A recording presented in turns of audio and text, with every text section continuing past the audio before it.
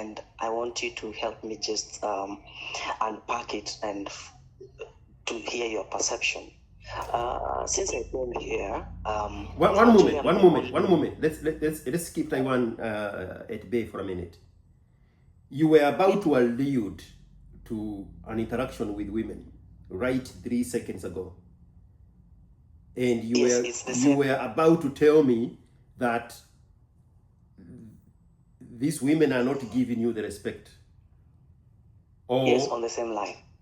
Okay. It's on the same line. Yeah, go there. So I don't want people's respect. Keep it to yourself. I don't want it. And the fact that I'm highlighting this already shows that there's a deficiency, and that's what I want to entangle. Yes, so that's why I'm telling you this hardcore mindset of mine. So you can psych yourself out of expecting anybody. And if you look at your life, the people oftentimes that are putting themselves in a position to give you respect, number one, they are beneath you. There's nowhere there is an entry point where they say, hey, beyond this point, you need to swipe your respect card. Go fuck yourself with your respect. Reject respect from other people so that it is not a factor in your life. So that the only respect that matters is the one you earn. And you earn it through hard work. You earn it through trust. You earn it through honesty. You earn it through diligence. You earn it through consistency. You earn through showing up. You earn through keeping your word. You earn it for yourself as an identity. And how come I have the feeling that I expect it sometimes from people? Because go ahead. Like you said, sometimes these people are just below us, and you want, especially this coming from the women aspect. So now you have to prove that you have your own identity. And we still go back to self-respect, the way you carry yourself, the way you conduct yourself, the way you perform, the way you talk, the way you interact, the way you relate, the way you portray yourself for people to perceive you, so that they can attach an identity on you and not a stereotype of what they think people who look like you are, whether they look at you as an African or they look at you as a black guy. Big difference in those. The self-consciousness in you into creating a character that is you is dependent on who you are and not how they see you. So you are not fighting anything on the outside. Don't be like the American nigger that wants to prove something to anybody. I want you to understand this. That's why I'm slowing you down. Okay. Just be. Are you a cool guy? Be a cool guy. Are you an honest guy? Be an honest guy. Are you an interesting guy to have a conversation with? Be an interesting guy to have a conversation with. Don't try to prove anything to anybody. Just mold your own identity. The temptation is to prove that you are not black guy. The temptation is to prove that you are not an African guy. Then you will accumulate all these identities of other people, and you're trying to prove that you are not those people. No. Just be you. I mean, I'm talking to myself here.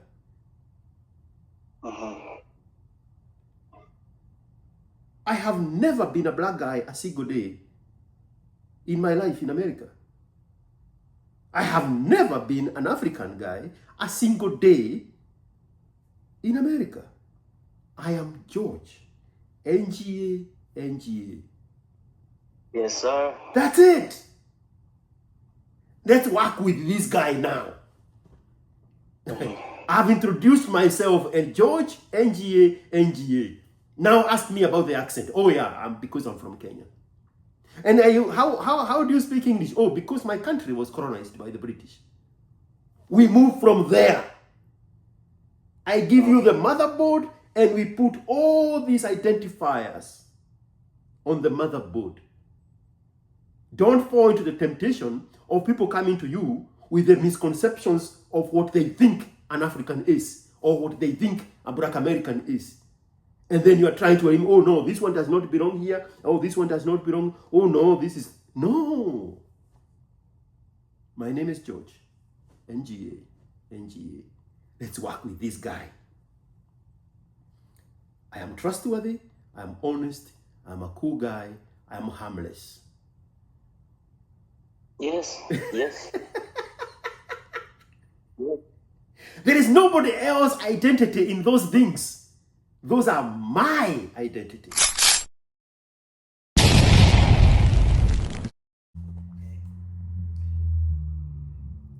All right. Are we on? Yes, but your voice is a bit far. Oh, it's the coffee. Yeah, I'll get there. Oh, I put you on loudspeaker. There you go. Now it's perfect. All right. How are you, man? I'm great. So here, here, if you don't want to see my face or be comfortable, so that you put a face to the name. Yeah. Then later we can just. Okay. Yeah. We can shift to voice once you put a face to a name. No, it's okay. If you don't want to appear on camera at the moment, it's perfect. Don't worry about it. All right, thank you. Yeah. Yeah, but on the DP, that is me. Oh, you updated your DP. Yes, that's me. All right. Let me see.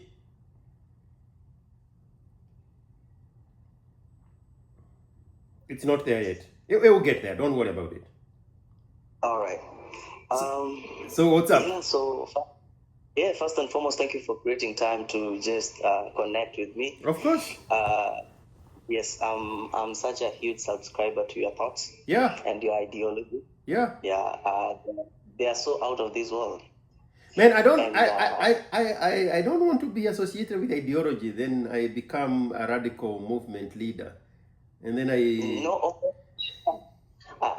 know to the extent that I'm talking about, because I've not even attained your mindset per se. It's just that whatsoever you say is something I can resonate with. Okay. Though I cannot have attained your mindset, but it's awesome. Yeah, I think I'll be comfortable with my thought process. Ideology is maybe it's a big word. I'm still learning. It's a big word, maybe. Just to tone it down, you have such a cool mindset, and whenever you talk, whatever you say, I resonate with a lot of things, and I'm like, this is a mind that I would love to brush with, so that I can just tell you the objective for me for this call. Okay. So let's start with how old are you? I was born in 1993, 24th August. I am 32. 32. And Yes. Are you comfortable to tell us where you are? Yes, currently I'm in Taiwan. Taiwan. Yes, sir. All right. There you go. Okay. Now you're going to tell me why we are talking. Yes. Yeah. So for me, it's just to for you to help me to pick out the unnecessary voices in my head that are hindering my progress in different aspects of my life, and also to just amplify the right voices that will push me to the stage I need to be as a man. Okay. Yes, because the potential is immense. I've been able to tap into some awesome aspects about myself and achieve such great lengths, but I don't have the formula. It's normally an on and off kind of thing. And I look back, I'm like, how did I do that? So if I can be able to just like fine tune how to have this formula, or rather how to always tap into maybe the abundance mindset. I think I'll be good because I have some scarcity mindset, having in mind the background that I'm from. I'm from scarcity. But over time, as growing up, I've been able to tap into great opportunities that made me understand that my past does not define my future. So when you say sometimes you do something and then you look back and say, how did I do that? Do you have a vivid example of that? While growing up, I've been really influential in terms of I have that charisma. I can easily, without a struggle, mobilize people, mobilize resources. I can really be influential. So it's something I've been able to tap into once in a while. And I'm that one person when I stand in front of a crowd. People would want to listen to what will come out of my mouth, and I've been able, and the teachers were able to identify this, and they were able to give me opportunities. Like throughout school, I've been in leadership, throughout primary, throughout high school. After high school, also, I've been able to. When I joined church, I was able to mobilize a lot of youths for Jesus. And another time, when working for the SDG goals, you know them, Sustainable Development Goals. Mm-hmm. I was able to rally a lot of universities to champion the SDG goals. So these are things I've been able to tap into. That's what I'm saying. And also resource-wise. When I was in church, whenever we were being given targets to raise crazy amounts of money, I was able to mobilize the young people, and we would raise money within a week. Not because the youths were rich at the time, but I just can make you bring out that money. I can make people do things. Yeah. That's the influential aspect of me. And it has been resourceful, though I've never monetized it to benefit me. I remember even when Facebook came out, I used to have a very huge following, but due to stupidity, I was like, that's when now the bullying started coming in, the negative comments, and I had to shut down my Facebook. And when I came back to Facebook, I didn't get the same following. You get it? So that's what I'm talking about. These are just examples. You mean how when you switched from Facebook to X? Yes, and also when I shut down my Facebook, then later after thinking about it, I was you went back. Yes, with a new account, and I didn't get the same reaction. Yeah. So like I'm saying, I have had these moments where I've been able to mobilize not only people and resources as well. And how long? Even where I was. How long have you been in Taiwan? I'm only 5 months old. I came in February. So all this history you're giving me is in Kenya when you went to school. Did you go to college? As a matter of fact, I am doing my first degree now in Taiwan. Okay. Yes. I paused my life when I was 18. Yeah. I didn't join college. Yeah. I paused my education. Okay. So, and mid of last year is when I applied to come and study here. Yeah. And by December last year, I got the admission. Yeah. And by January, my visa was out. By February, I was in Taiwan. So I'm only 5 months old. Wow. Yes, sir. So at 32, you are deciding to go to university? Yes, sir.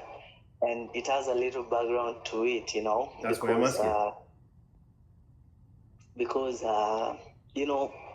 this statement is said all over that competence brings confidence. You get it? Yeah. So I don't want to always be that guy in the room that is not competent, you know, because in my previous opportunity, I worked in an NGO, all right, and I could see my friends who had had maybe degree or masters, getting more opportunities than me. Yeah. Though I have the talent, I'm skilled, but not from the education system. Mine was out of experience, and also I have, let me not brag, not really a high IQ, but I understand concepts very fast. I see what people can. That's a good thing. That's a good thing. You should brag.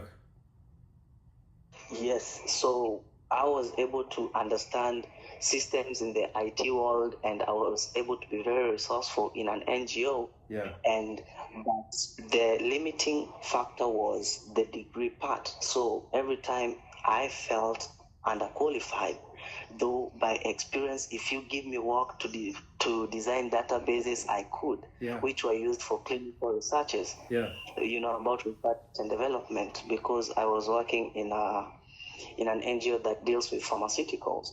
So you need databases to capture data for the patient so that to help in drug development. And I was able to do these things efficiently because I learned on the job.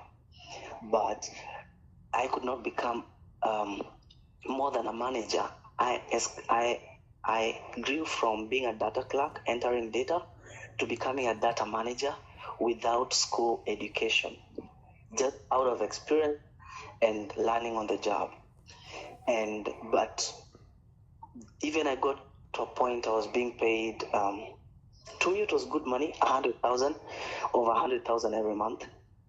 But I still felt I want more. I can do more. But the organization, in one or another, used to tell me, not verbally, but we can't, because, and I totally understood. And because if the systems are being audited, like this database was designed by Saul, and what were his qualifications? My qualifications were based on experience rather than college education. So this would raise flags for them, and I didn't want the organization to get to that point. So when I felt the time was right, I was like, I would really want to go to college, but I would prefer to study abroad. It was always in my heart. That's why when I finished high school, I did not immediately join college. One, we didn't have the money. I didn't have the money. Two, I really wanted an advanced kind of knowledge so that whenever I'm in Africa or anywhere, I would have the advantage. So I always wanted to go to USIU or Strathmore and or USA. And since none of those opportunities came my way, I kept on postponing my education upgrade until last year is when I applied to the school that I'm in. When I got the admission, I said, this is it. This is it. And in January, I resigned from where I was working. I applied for my visa. And just like your story, I listened to one of your stories by Eric. Once you got your visa, you had the confidence to resign. So that's what I did. Once my visa was stamped, I was like, hey, HR, it's been real. I'm going to further my education. The HR could not believe it. But she said, is this not a rushed decision? I said, no. I've always been looking for this window, and the window is open. This is my green light to move. And that's how I moved. What are you studying in Taiwan? I'm doing business administration, though I wanted to do artificial intelligence. However, it's only taught in Chinese, So I had to have proficiency in Chinese, and I am not proficient in Chinese. But I said I can come here using that loophole of business administration and use that time in my Taiwan to perfect my Chinese, not only to perfect, just to be even intermediate level, so that I can maybe advance to AI if opportunity will allow me. So I came with the loophole of business administration. Then if I'll not be able to jump ship into AI, because our school good. It's called Chaoyang University of Technology. It produces the best AI developers, and that was my interest. But Yeah. circumstances led me to just jump on what is being taught in English, and that's BA. And in Kenya, it sounds like you are doing more of technology work. Your skill sets are in technology. For sure.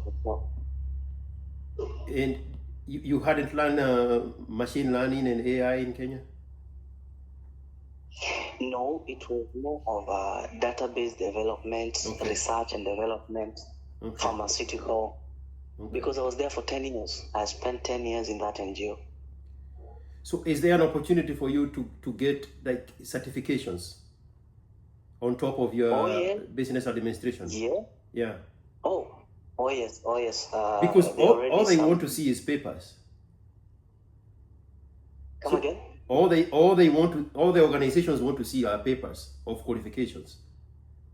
You know, For sure. back in the day, in the 60s, when the government was preparing to take over the leadership and running of the country away from the white man, or that first generation of the boomers that found themselves on the threshold of the divide between the white guy is going, and now the white guy is preparing the black man with the skill sets needed to run their own country independently. These people didn't have much education. The most popular system at the time during my mom's days was to go to sixth grade, standard 6, and then you do an intermediary test, and if you pass, they take you straight to college. And then you will become a teacher, you will become a veterinary, they will take you to nursing school, stuff like that. So in this wave now of the changeover of the 60s, the people who already had the skills at work, they would be picked up and they would be taken to Kenya Institute of Education, I think it used to be called. I think today it's called Government Institute.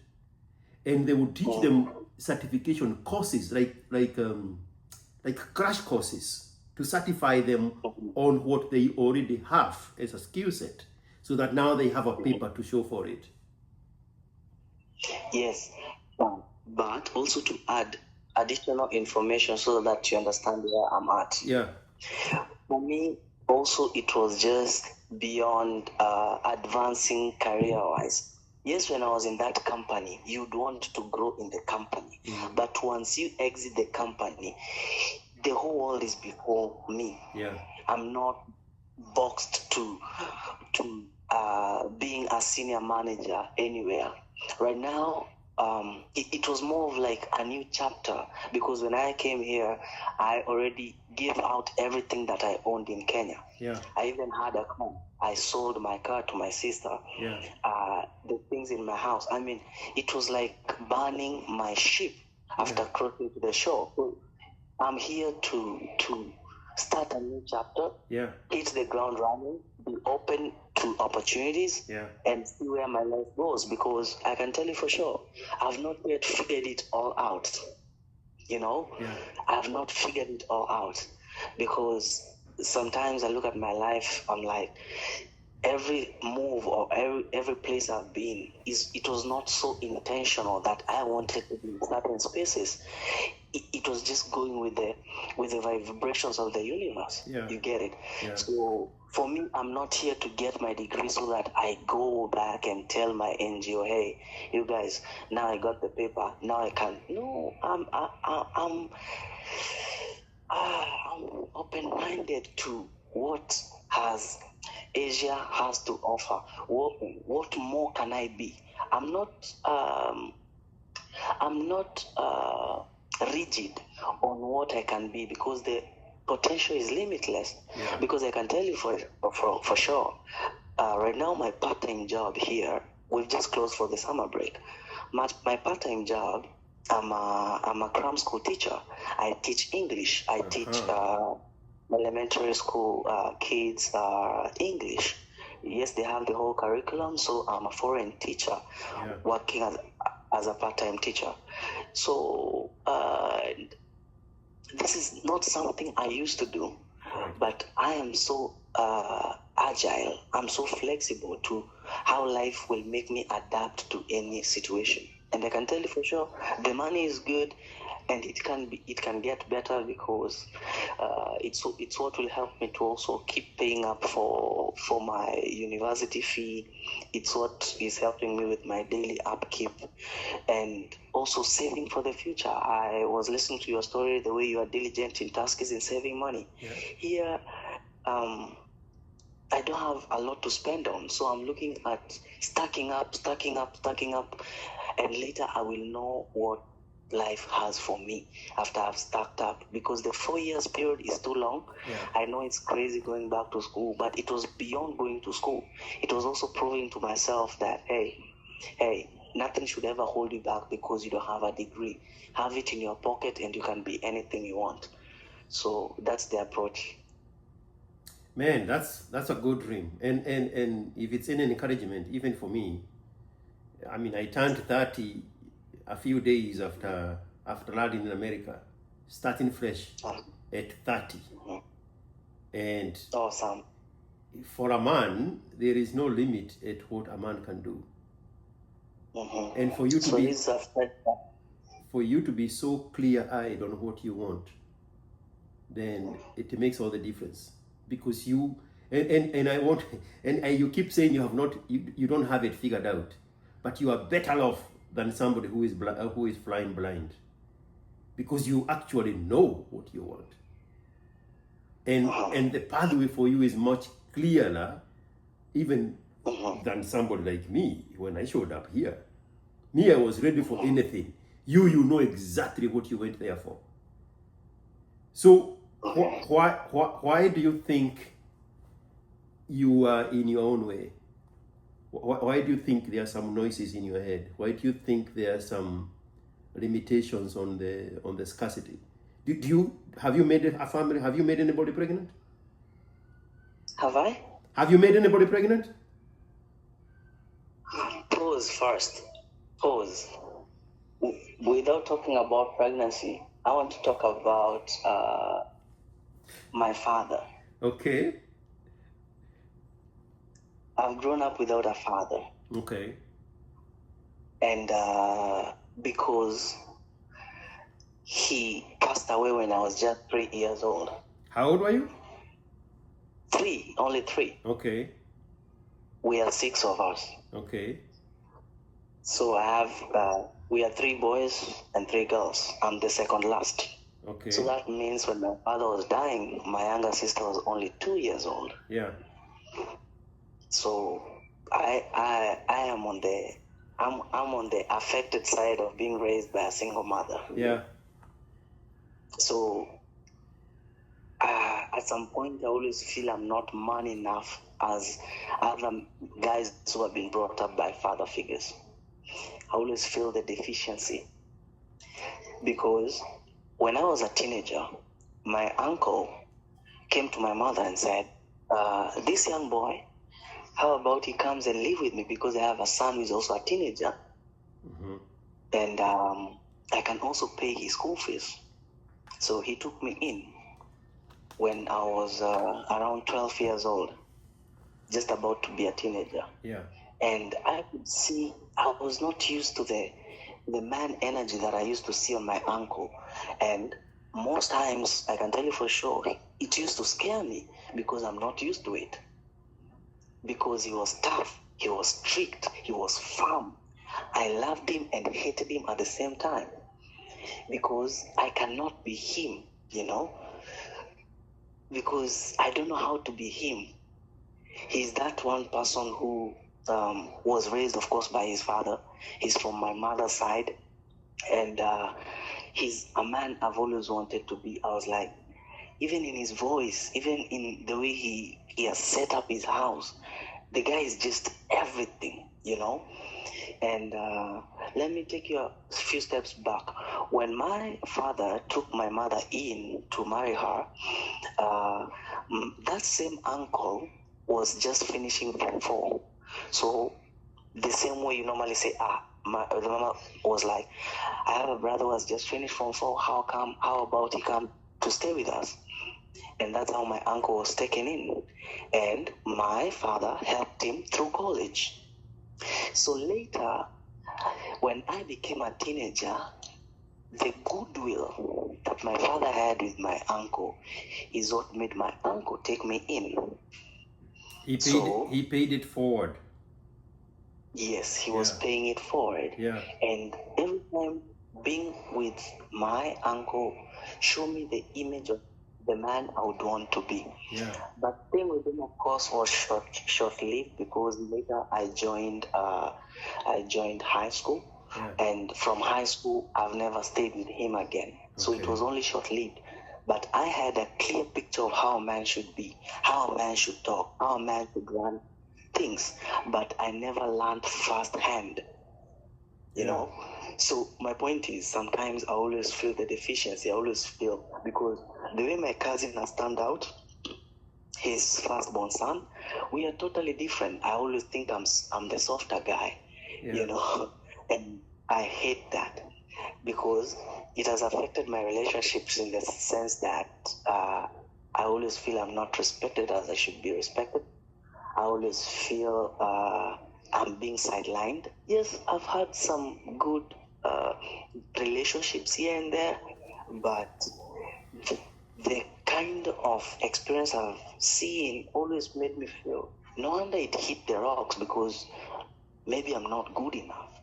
So those are the voices in my head, and I just wanted you to help me how to come out of it, because it would give me a peace of mind moving forward. So maybe if you have any comment or any question in that regard, or out of the things I've just mentioned. Yeah, the issue of respect. I am very careful with things that are not under my control. You say you were not respected enough, so you are giving control for respect to somebody else, to apportion it to you. I don't want anybody's respect. Keep it for yourself. I don't want it. I don't need it. I did not know that you had it to give. Keep it to yourself. Because it's a manipulative tactic. You ever had people say, I thought you were better than that? When? What time? When did you think I was better than that? What metric were you using? Are you now the SI unit of better than that? Are you yourself better than that? Or are you now holding me in a category, in a spectrum where you yourself don't belong, but you have apportioned yourself the powers to judge how the other person should? I don't want it. Keep it for yourself. I don't want your respect. I don't need your respect. Respect is earned, not given. The only place where respect is demanded of is in prison. And what kind of people are in the prison? The social misfits. So I don't want people's respect. Keep it for yourself. I don't want it. And the fact that I'm highlighting this already shows that there's a deficiency, and that's what I want to entangle. Yes, so that's why I'm telling you this hardcore mindset of mine. So you can psych yourself out of expecting anybody. And if you look at your life, the people oftentimes that are putting themselves in a position to give you respect, number one, they are beneath you. If you look at it critically, they are either in the current situation beneath you, or you have better potential to be better than them, because they have exhausted their usability. So now they are settling into these pariahs that apportion people respect, keep it to yourself. I don't want your respect. There's nowhere there is an entry point where they say, hey, beyond this point, you need to swipe your respect card. Go fuck yourself with your respect. Reject respect from other people so that it is not a factor in your life. So that the only respect that matters is the one you earn. And you earn it through hard work. You earn it through trust. You earn it through honesty. You earn it through diligence. You earn it through consistency. You earn through showing up. You earn through keeping your word. You earn it for yourself as an identity. And how come I have the feeling that I expect it sometimes from people? Because go ahead. Like you said, sometimes these people are just below us, and you want, especially this coming from the women aspect, because for the men, I mean, guys, we can be strangers, but we respect each other. You get it? But sometimes this feeling comes from my interaction with women. I feel, I shouldn't tell you to respect me. I mean, it should be given, because maybe I'm using the wrong term. I understand perfectly what you're saying. Don't struggle with it. I am understanding exactly what you mean. But yeah, because even when I'm in Kenya, I had gotten to a status where I'm way better than certain people, not in a bad way, but it is always a good way to be better than people. Why are you guilting yourself for being smart? Why are you guilting yourself for being better? It's a whole life scheme. The measure of life is to be better. So why should you now look back and say, oh, I'm not saying this in a bad way? Yes, I'm saying this in a bad way. Okay. You are a moron and I'm smarter than you. Go deal with your God. And there. It's coffee speaking. Don't worry about me. All right. This final dilemma in my head, and until today is when I figured it out, and I want you to help me just unpack it and to hear your perception. Since I came here, one moment. Let's keep Taiwan at bay for a minute. You were about to allude to an interaction with women right 3 seconds ago, and you were about to tell me that these women are not giving you the respect. Yes, on the same line. Okay. It's on the same line. Yeah, go there. I am the only African in my class. Okay. In an Asian school. So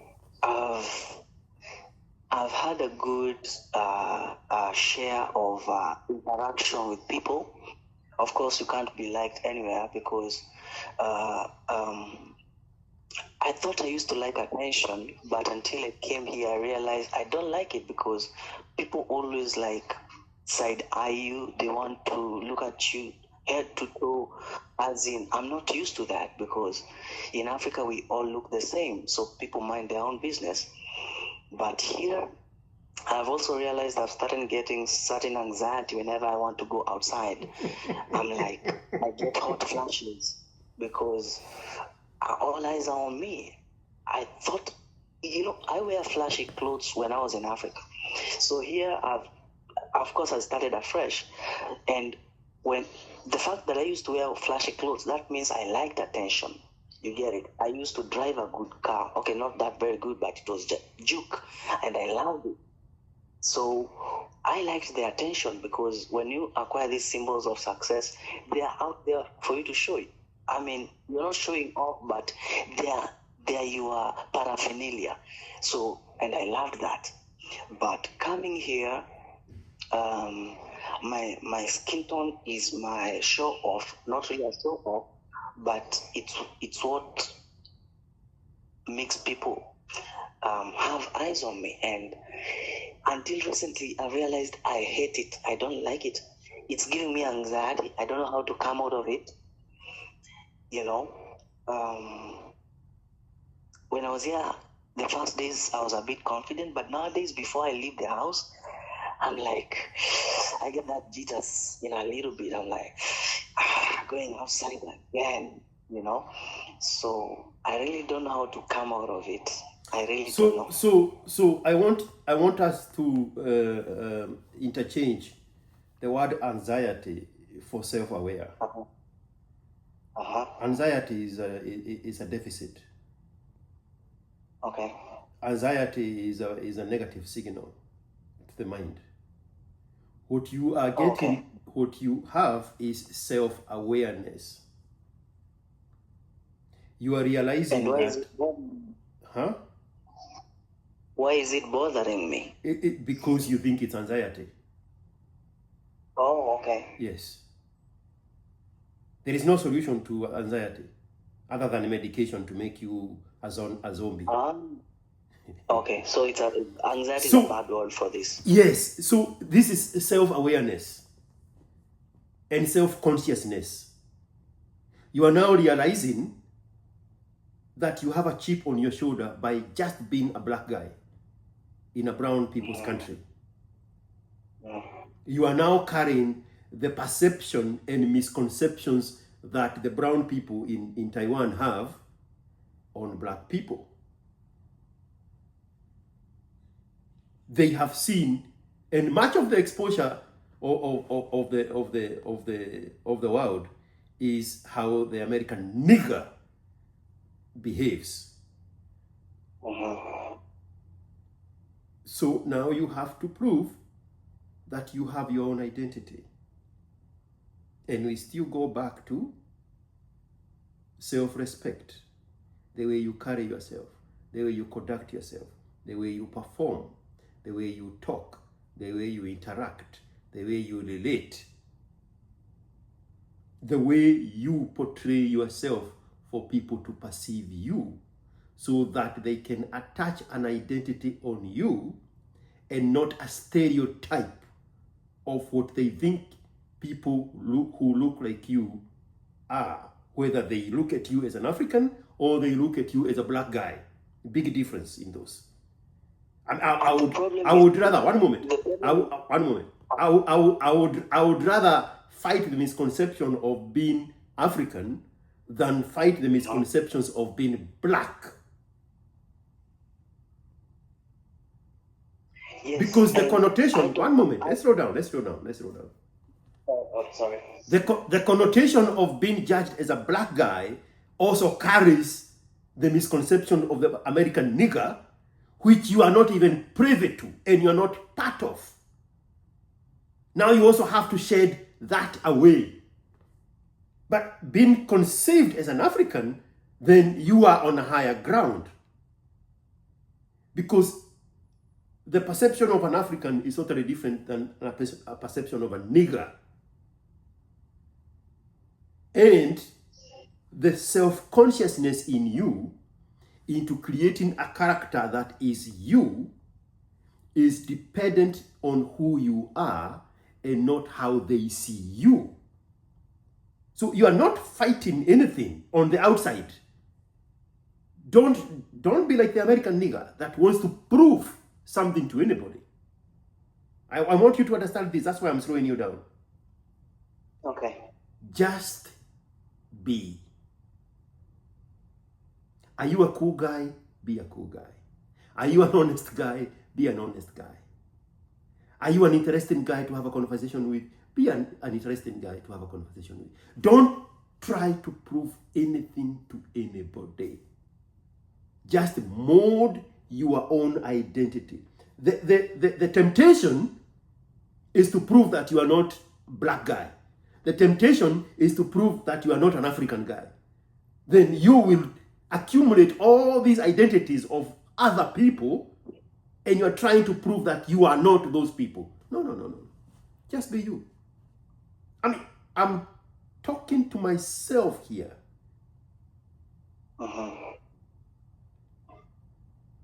I have never been a black guy a single day in my life in America. I have never been an African guy a single day in America. I am George. NGA, NGA. Yes, sir. That's it. Let's work with this guy now. I've introduced myself and George, NGA, NGA. Now ask me about the accent. Oh yeah, because I'm from Kenya. And how do you speak English? Oh, because my country was colonized by the British. We moved from there. I give you the motherboard and we put all these identifiers on the motherboard. Don't fall into the temptation of people coming to you with the misconceptions of what they think an African is or what they think a Black American is. And then you are trying to, oh no, this one does not belong here. Oh, this one does not belong. Oh no, this is, no. My name is George. NGA, NGA. Let's work with this guy. I am trustworthy. I'm honest. I'm a cool guy. I'm harmless. Yes, yes. Yes. There is nobody else's identity in those things. Those are my identity. So eventually, you're going to start hearing people say, oh, when you get to know this guy, he's a very cool guy. Ah, where is that coming from? You are now dropping your misconception about that guy. Now you get to know him by the identity that he carries.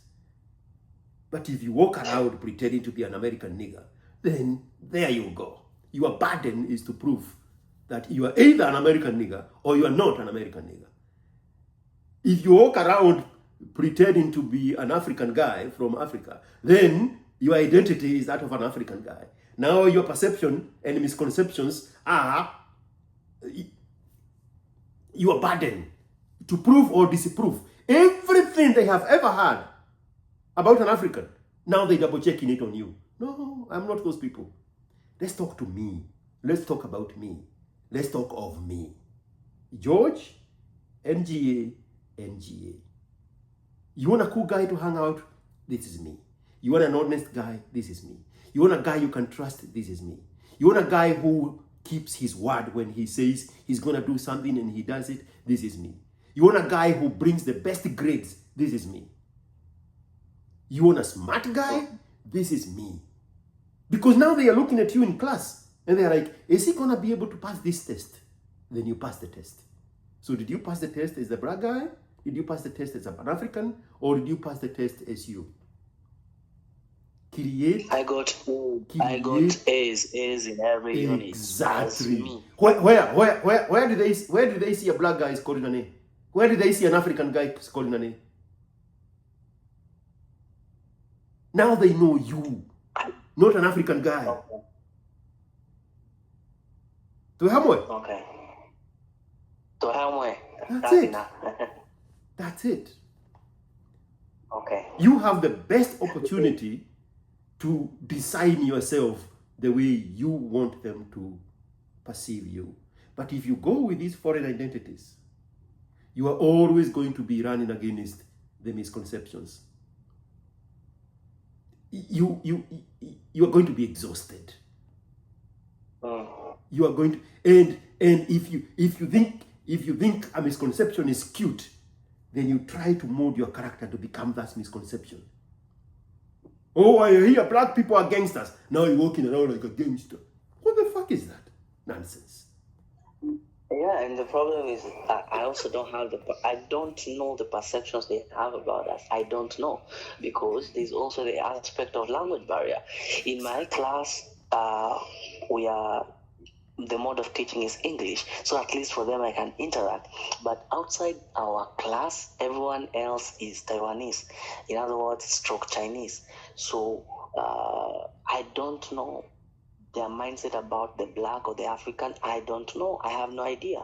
All I just see is that I'll not pass somewhere without having eyes on me. And I've never known how to deal with that. though what that is, it only happens when I'm about to leave the house. But once I'm already out there, I'm in my element.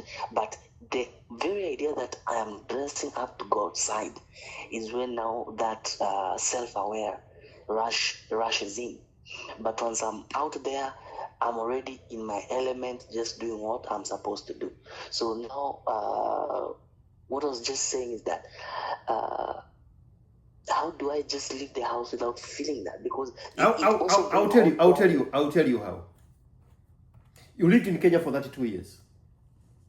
Yes, sir. You have seen Americans come to Kenya. You have seen Britons come to Kenya. You have seen Japanese come to Kenya. You have seen the Chinese come to Kenya. You have seen Russians come to Kenya. Eastern Europeans come to Kenya. Do you think when they are leaving their house or the Airbnbs or their hotels in Kenya to go into the public, do you think they have the same problem that you're having? How are people going to look at me? You've nailed it. You've nailed it. They see themselves as superior. Not one moment, and I want you to catch this very clearly. They see themselves as superior in two folds.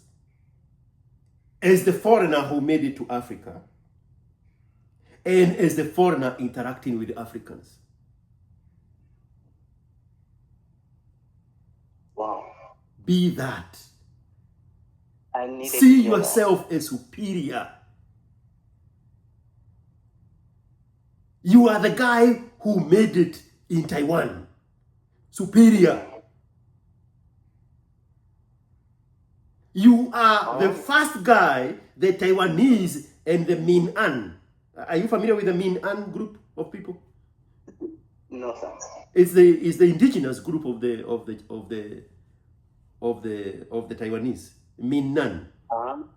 Maybe in the rural area. Yes. Probably. They have never seen a black guy. The Min'ans of Taiwan. So, you are the superior guy. You are the British guy in the villages of Machakos. You are the American tourist in Rift Valley, in the Maasai land. The kids of the Maasai land are looking at this white thing from Europe and America and China and Asia.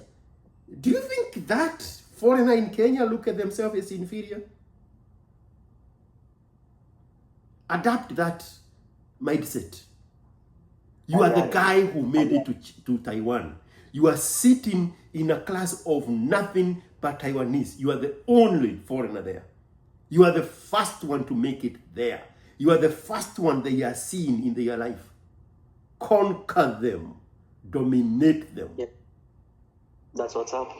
That's what's up. That's it. That's what's up. Have babies with them. Have babies with your women when you get a chance. That's a serious advice.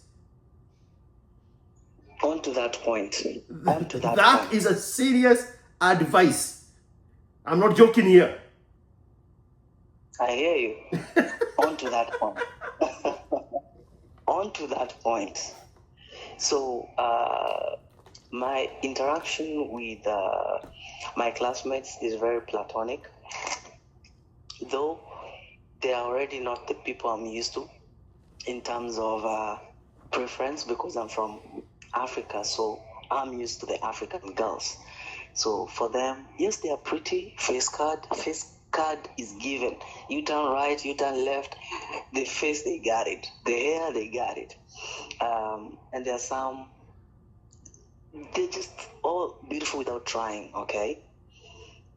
And I've not been able to transcend any interaction from platonic to maybe sexual, all right?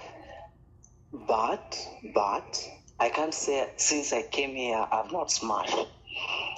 Here, I managed to meet a South African lady who is from a different district, all right? And the interaction was very sexual, you get it? So it was easier to connect with her than the Asians. Though I've had a share of Asian girl, though not Taiwanese. She's from the Philippines, because here we have Indonesians, Philippines as international students. We have Pakistani, people from different parts of Asia. But I felt I'm more inclined to the African. But if I see an Asian, I'm like, damn, they're beautiful. But translating that into maybe a sexual mode, I don't find it as easier as interacting, because that African girl we met, and by the next day we were on it. You get it? But we are age mates, so it's not something that I want to build up on it. You get it? So and today when I was listening to one of your podcasts about this guy the 41 guy who married a 38-year-old, I felt I felt attacked. I felt, why would I entangle myself with a girl who we are age mates? And it made you question, am I looking for mama in my head? Because how come the young girls in my class, because for them, in as much as I'm 32, for them they are in their 19s, 20, 21, 22, all the way to 25 or 24. How come I've not chased that, and I have resonated very quickly with someone who is my age mate, and I was very sexually inclined towards her than the 21-year-old? So make me understand, am I chasing mama? Do I have a mama problem? Because I don't know. Until I had that story of the 41 and the 38-year-old, and you said you are chasing mama. I was like, if I chase my age mate, does it mean I'm chasing mama? Make me understand. Yes, and I want you to pay attention to what I'm saying. Don't listen to respond. Yes, sir. Just listen to understand, because it's going to be very bad for the next 5 minutes. Shoot. If you go to a foreign country and you hook up with a fellow foreigner, a fellow immigrant from a different country or from your own country, and it's a woman, what kind of a relationship is that? Number one, you went all the way to the top of the food chain to still go back and eating vegetables. You left Africans in Africa. The reason it was so easy for you to hook up with a South African is because she is desperate.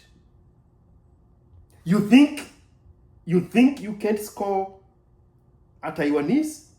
Imagine for her, as a black woman at 32. Nobody wants her. Nobody wants her. Nobody wants her. You are her fallback plan. And it would be even lukewarmly acceptable, except of the immigrant part. She is there looking for exactly what you are looking for. And because she is a woman, her socioeconomic mobilities are lower and slower than yours. So what is she going to do? She's going to burden you financially so that you can carry her load as you carry yours. She will be saving her own money as she spends yours. Because you are there for the same reason. So the money you are making teaching kids English, and whatever she is doing, she's going to now see an opportunity of an African guy to enslave. And what does she have to pay you with? Just a 32-year-old saying, fucking mindset is that? What kind of madness is that? And I don't want you to say anything. I'm not done. Be very careful when you go to a foreign country and then hook up with fellow foreigners. There's nothing new you are learning.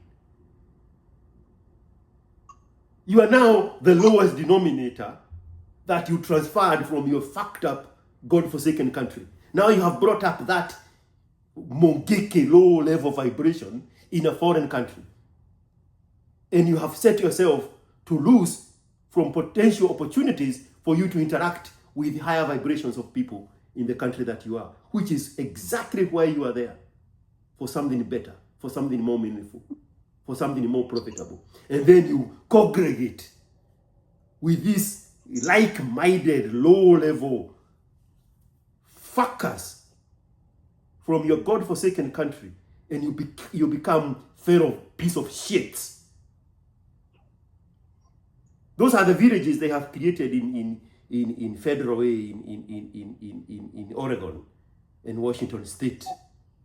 Just Kenyans congregating in a foreign country and just being another transplant of a God-forsaken village in a foreign land. There is nothing they are teaching each other. There is nothing they are advancing amongst each other. They're just extending that low-level vibration of siasa na masengenyano na kuonania na fitina na kusengenyana na kukulana kwa kazi. All that fucked up African bullshit that you, in the first place, are escaping from. Now you have imported it here in whatever land God has blessed you with.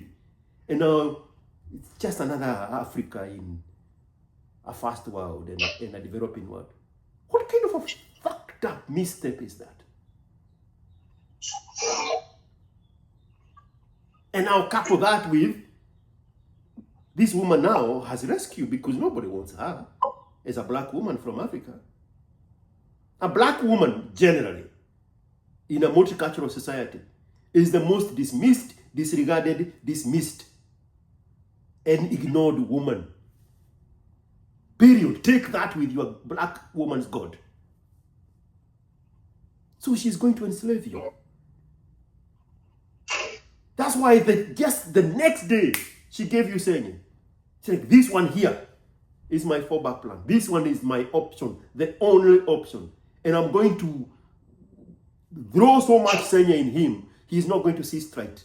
They are 19 and 21-year-old girls in school.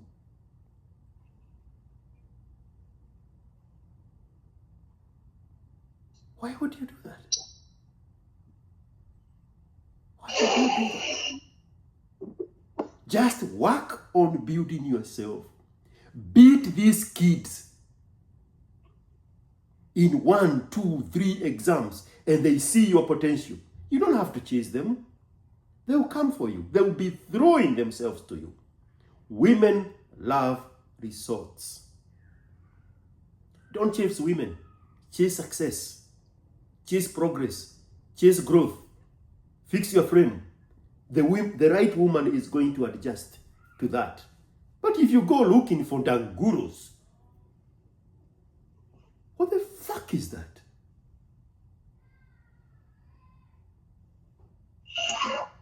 And she sees you the next day, and now you are like, hey, I'm winning in Taiwan. No, fucker.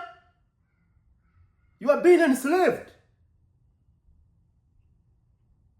You're going to be circling around that 32-year-old woman for 4 years and you won't see straight.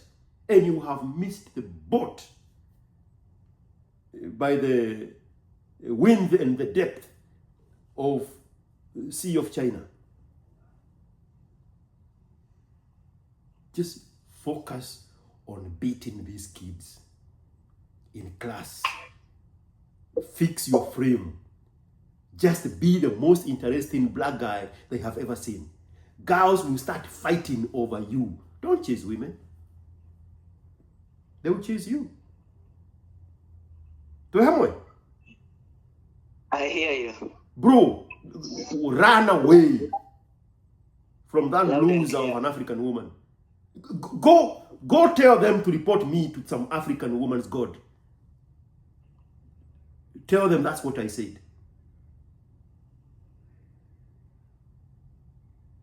Yeah. I needed to hear that because it was more of just finding my way, navigating, and it's messed No, up. because you are doing this out of desperation. Hata hujagonga miezi minne na uko na dry spell or imaginary dry spell. Umbwa wewe. All right. I hear you. I needed to hear that. Okay. Anyway, bro, you have to know that you are the price. Let's go back to the European, the American, the Chinese, and the Asian that fight themselves in the middle of Nairobi. They have made it. They have made it over the fellow countrymen. They have made it over the subject they are meeting in Kenya. You are now that person. You are now that transplant in Taiwan. I had this conversation in 2023 with Kibe. I was asking Kibe about Obama's father. I was like, but was this guy's body of works already made to a point where he could produce such a hybrid seed in Obama? And keep it open in my eyes. I will never forget where I was at the time. We were at the Austin Wine and Food Festival. And he said, but this is a villager in the late 50s. And he had found himself in Hawaii. A villager in 1959 in Luo Nyanza at 2021. He had found himself in Hawaii. What kind of a beast is that kind of a guy? That's what I'm talking about. And now here you are, diminishing all that game. Imagine that. You were able to navigate your own world late at 31. You say you are 31 or 32? Turning 32 this year. Bro, people your age are in marriages, frustrated, failed, lost their purpose, and made women and marriage and children their purpose. And they will spend the next 60 years lost in their lostlessness. You escaped that. You are sitting with 21-year-olds in a Taiwanese school in the fastest growing economy in Asia. And you want to see yourself as a subservient to whom? To whom? I'm the prize. You are the fucking prize, bro. The biggest that has ever occurred. People at age 32 don't do what you're doing. They have already given up in life. I mean, close your eyes and look at the people you know that your age mates. Don't even tell me, but just wander around where they are in life. Wamepigwa na maisha because they kibiria the women. They kibiria the marriage. They kibiria making families before they made bank. Now they have lost the boat and they have made marriage their purpose. Every one of the people you are closing your eyes to see is exactly what is happening to them. And I don't even know them.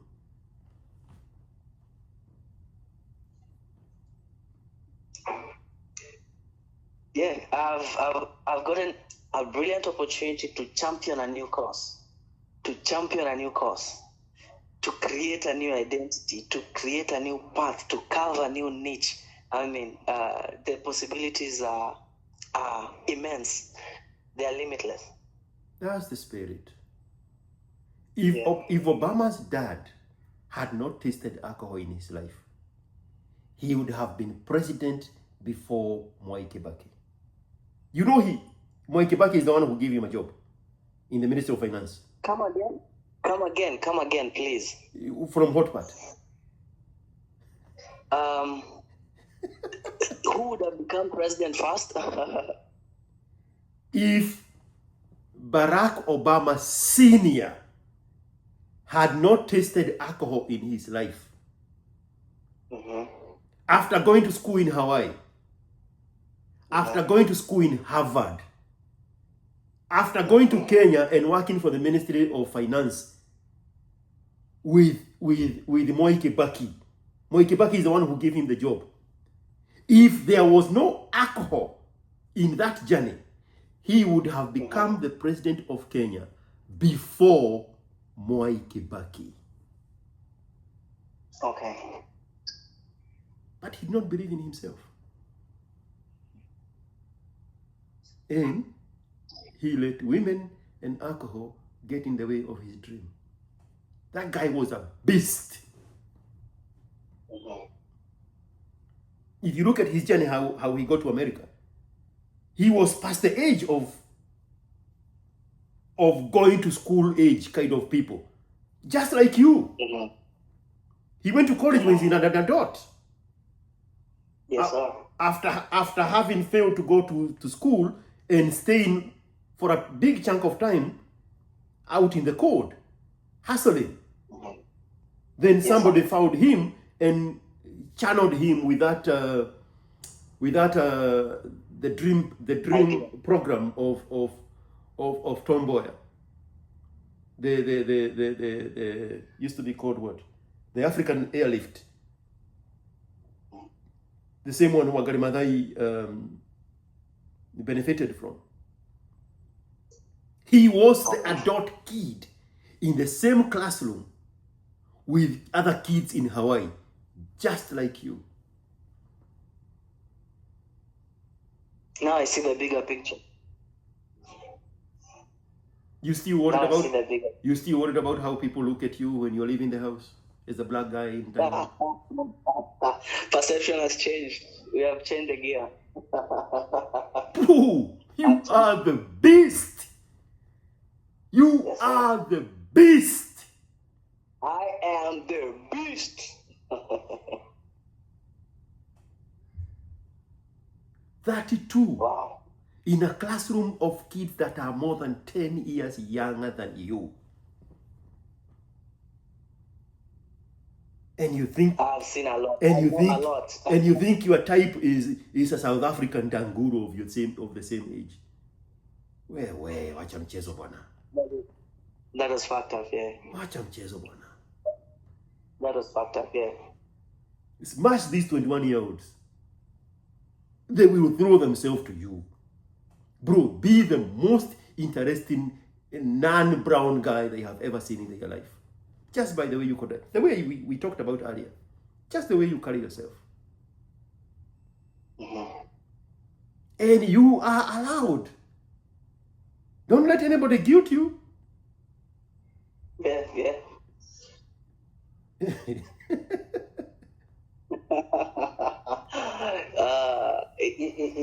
The message is home. The message is home, loud and clear, crystal clear. Crystal clear. I was, and I'm not going to dwell onto this. I'm just going to make that statement and move on. Okay. I was older than you when I had my son in America.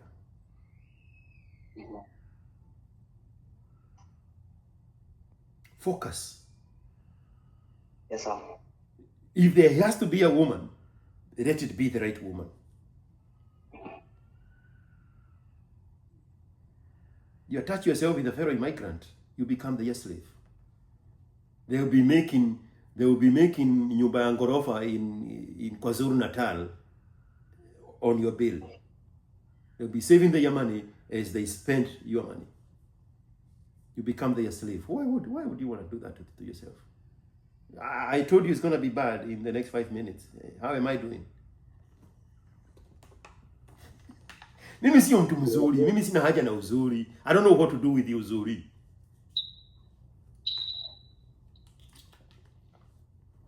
Tuhamwe. Tuhamwe tadina. Yes. Bro, you are a beast. That level of clarity. That level of clarity, bro, they can't teach that to anybody. There is no life skills college that they're going to teach that. Look at yourself in the mirror and see you for the beast that you are. Then step out there and dominate these guys. You're already doing it in the classroom. You're beating them. Oh yes. Oh yes.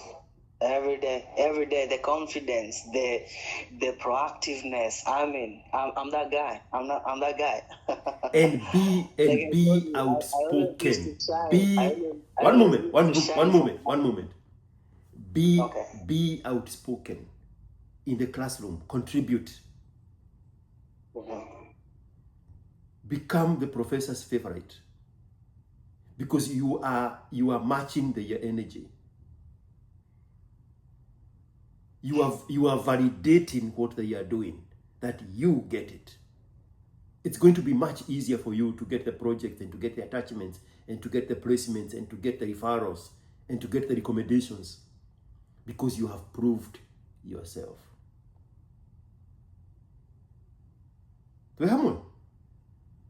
Ramwe, you have just handed me the blueprint, and there was no better person to have delivered this blueprint.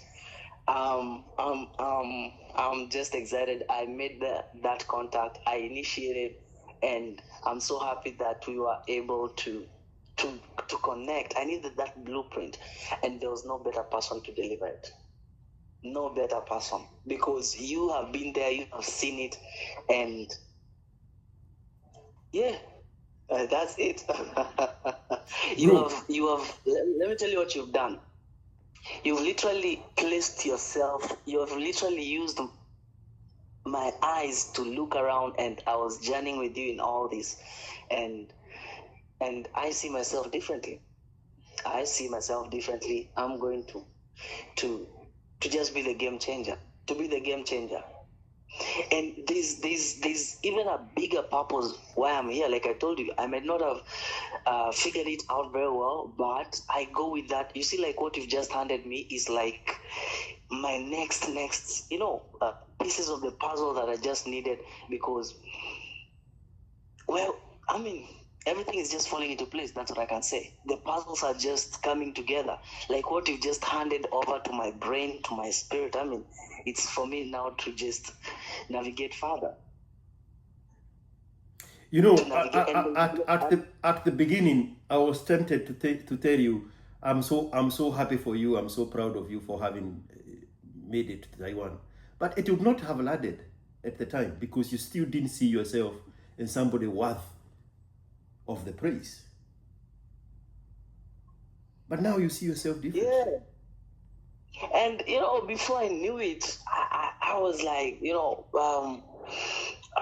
maybe after I stack up, probably I'll go and start something in Kenya. But right now, I'm like, why not go all the way? Because this is my path, this is my journey. Let me tell you something about Taiwan that you probably you have not considered. Okay. The GDP of Taiwan is more than 7 times the GDP of Kenya. 786 billion is their GDP. In less than 3 years, the GDP is projected to hit a trillion. Trillion with a T. Their population is 24 million people. There are more than 2.3 people in Kenya than in Taiwan, with a GDP of almost a trillion. That is more than 7 times that of Kenya. Kenya is 16 times bigger than Taiwan. 16 times in size bigger than Taiwan. And yet Taiwan has 8 times the GDP and less than half the population. Do you know what that makes you, bro? Land of opportunities. Do you know what that makes you? to be among the 24 million people in this country that in the next 3 years, their GDP is going to be $1 trillion. The room, the opportunity, the potential for growth. And I'm talking to you about this out of experience.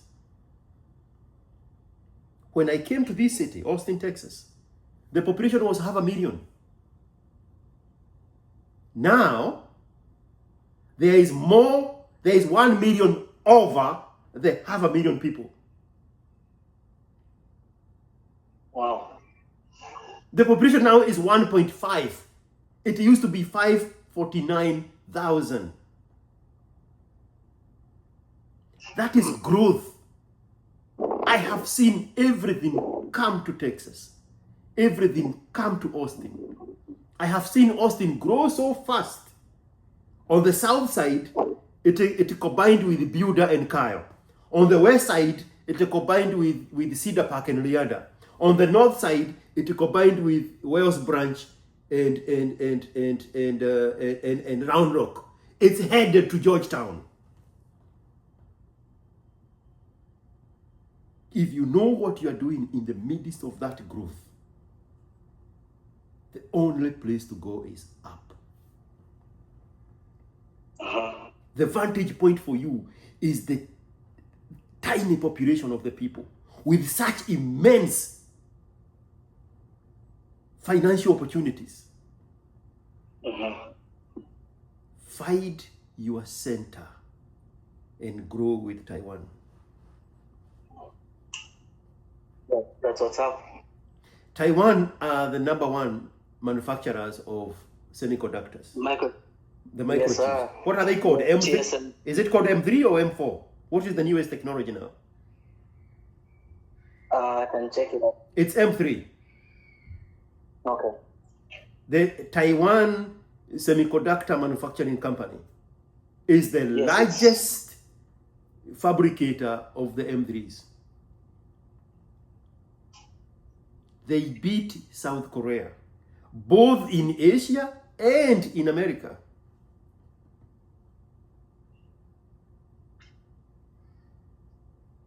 Find your center. Attach yourself to that vibration of growth and become part of it. Stop thinking small. Stop fucking old bitches from South Africa. I hear you.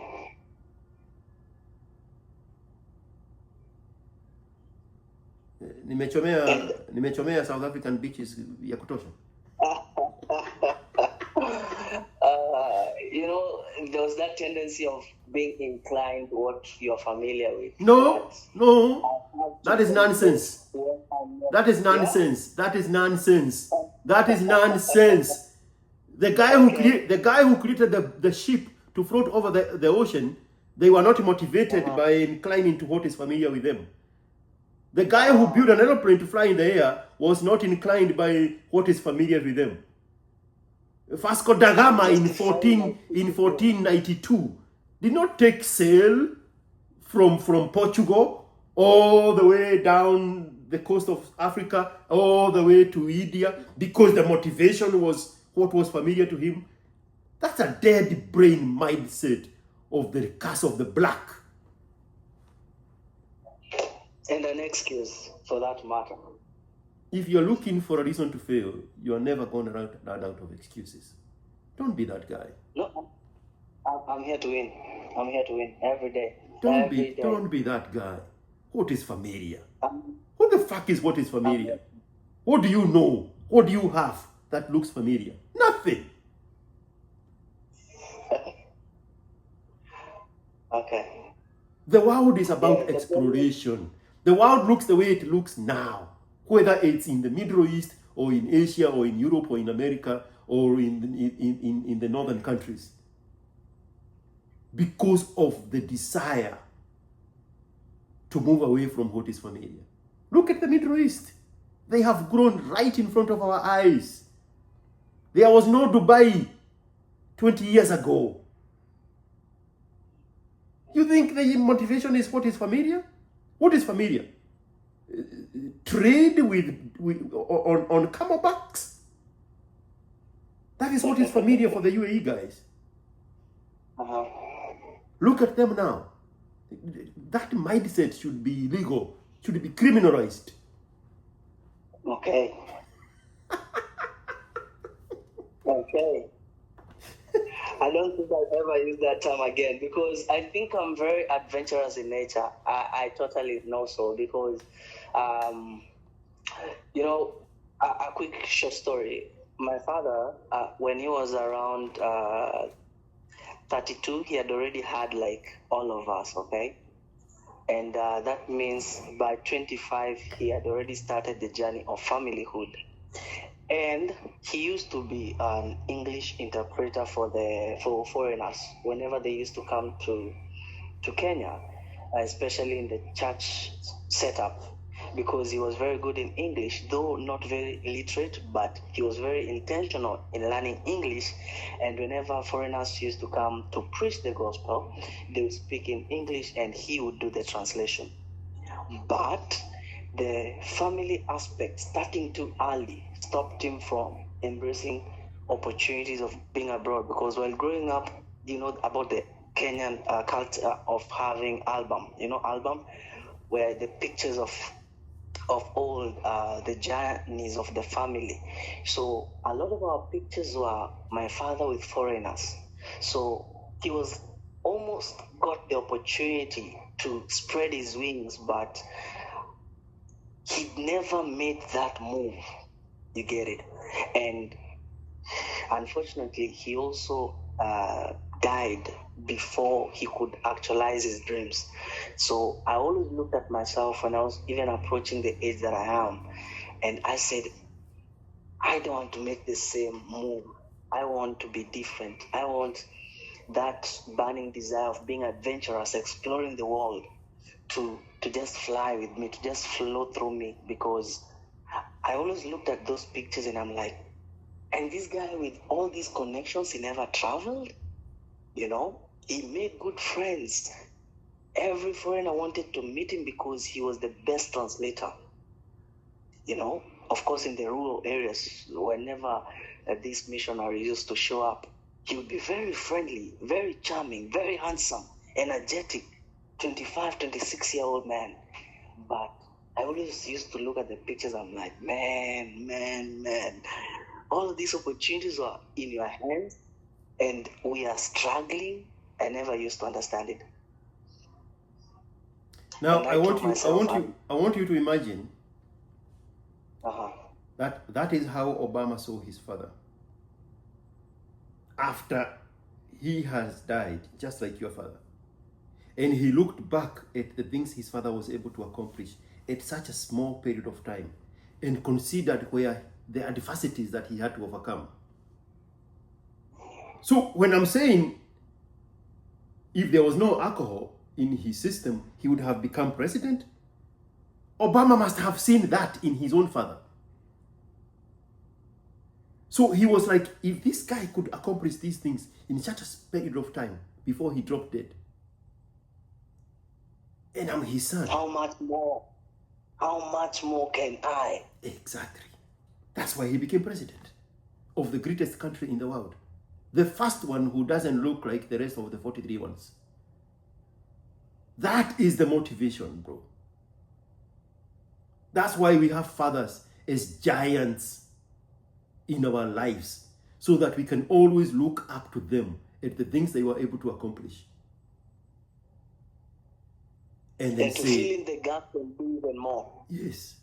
You have now a better chance of doing it because you are his son. I am my father's son. If he could do that in such an environment, in those conditions, at such an age, how about me now, who have the vantage point and also shares his genes? Because my genes are better than my father's genes. Because my father's genes, he was dealt his father's genes. I am the hybrid. And now, the nature and the nurture is on my side to amplify this potential. That's how Obama became president. Wow. You couldn't have said it any better than that. I'm a new man. Okay? I'm a new man. I'm a new man. The world better watch out.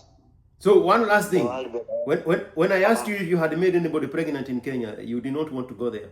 What is the story there? No. I was this close, but that girl, I believe, she terminated it. She did terminate. How long ago was that? I was 27. And then she has been guilting you ever since with financial compensation.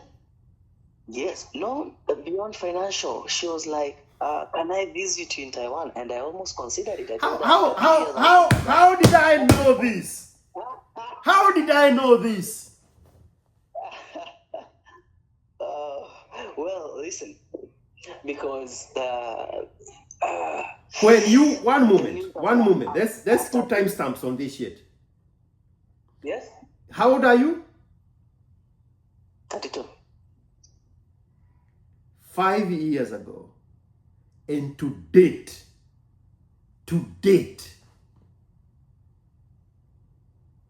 she's still guilting you, and now she is aligning herself by suggesting that she come visit you in Taiwan. 5 years later.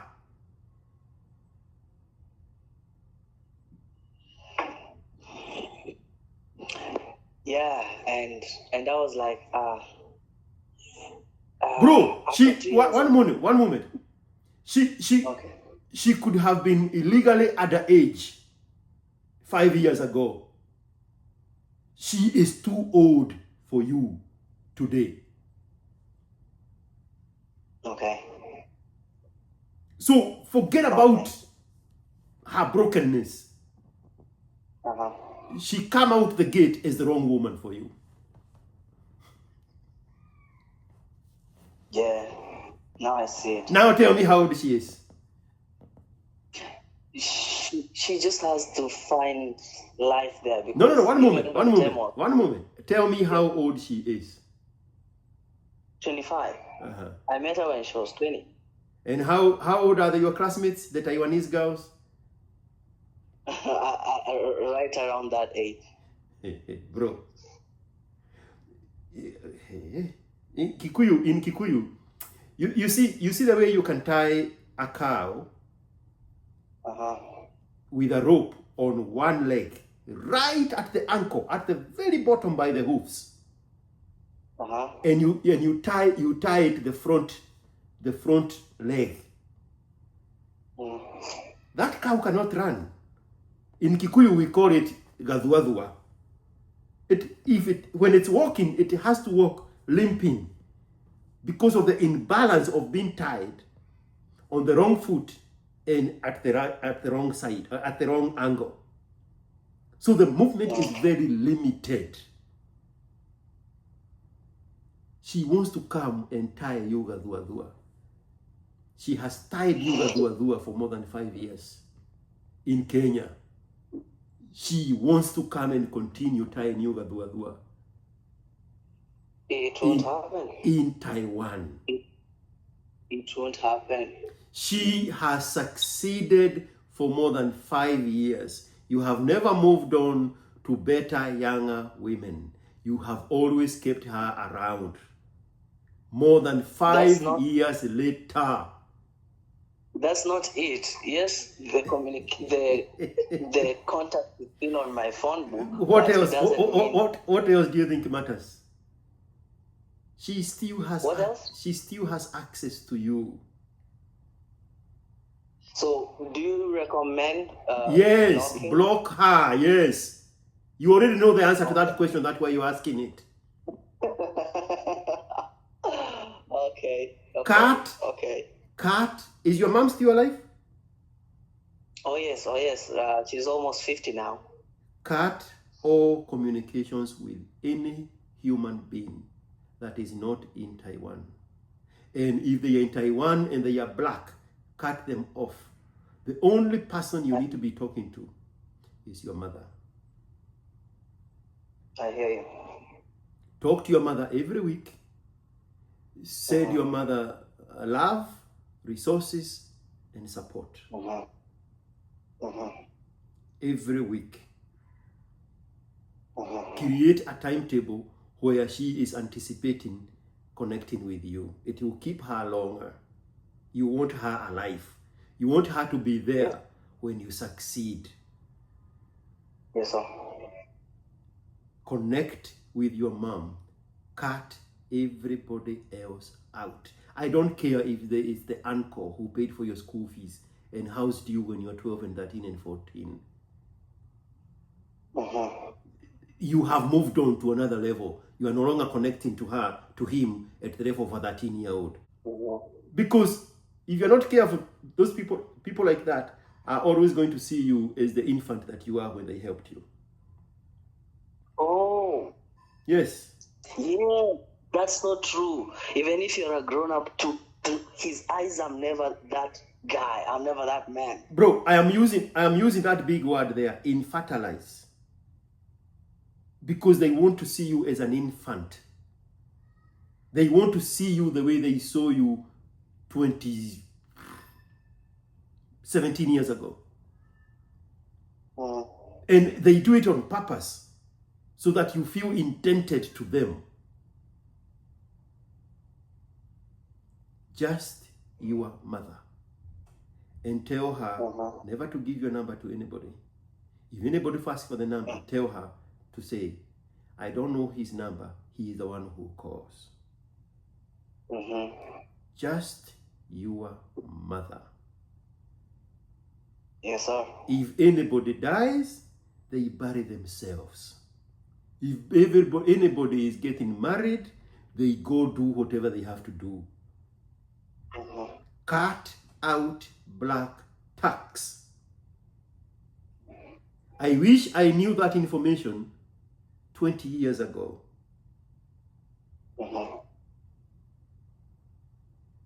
You are only 5 months in a foreign country.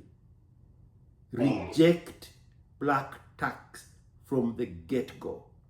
It will make a lot of difference in your life.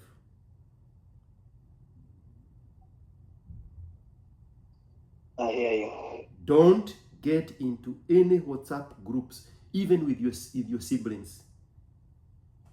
The only body that matters in your life is your mother. And you have direct access to your mother.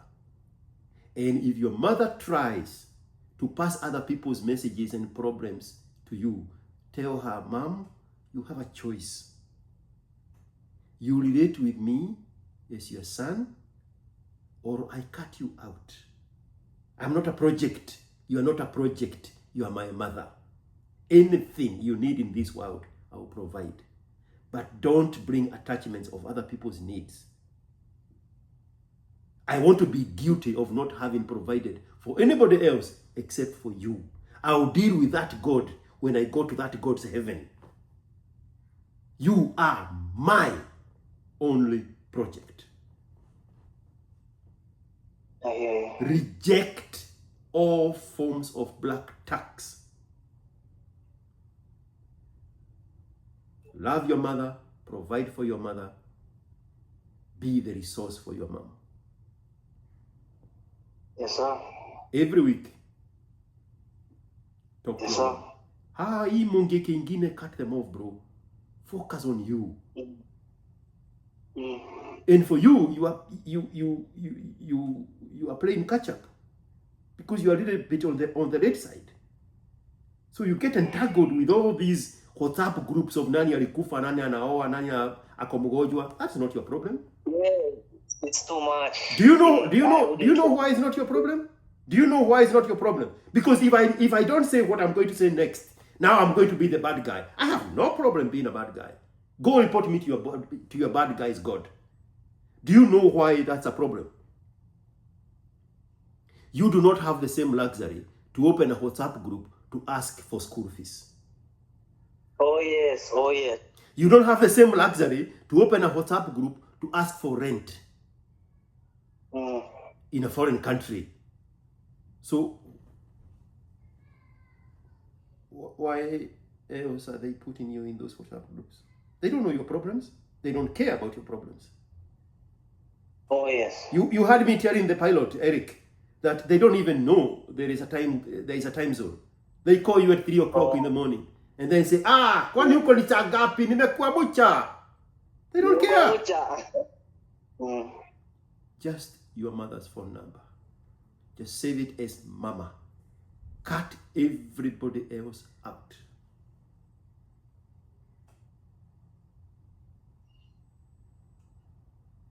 The blueprint has been delivered successfully. If we go to black people's heaven and they accuse you, I'll take the blame. I'll tell that African God, I want double portion of the punishment for myself and for this guy. This guy is innocent. I'm the one who misled him. Build yourself. Ooh. Build yourself. Remember that thing about respect? Yes, yes. And respect. And respect. For yourself. Yeah. For yourself. Okay? Yes, sir. I'm charged up. We're not okay.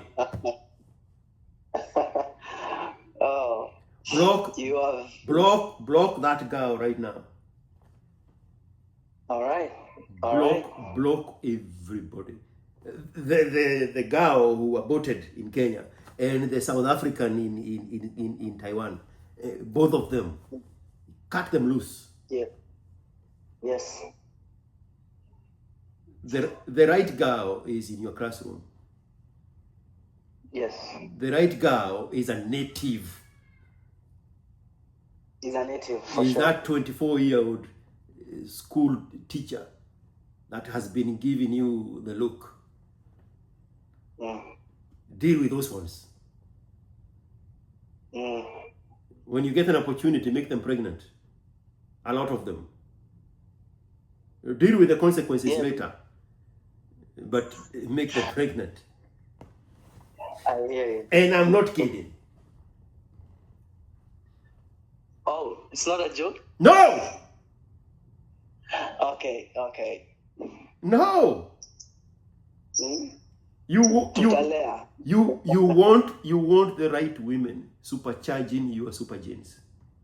The right women. Oh, yeah. Yes.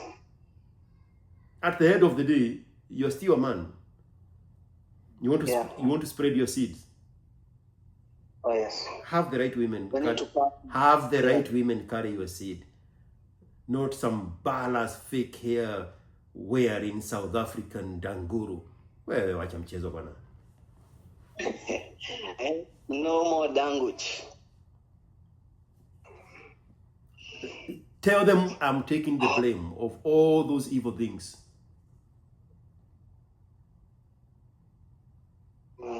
Okay? We're not okay. I've heard you very loud and clear. That's it. Bro, win. Win like your life depends on it, because it actually does.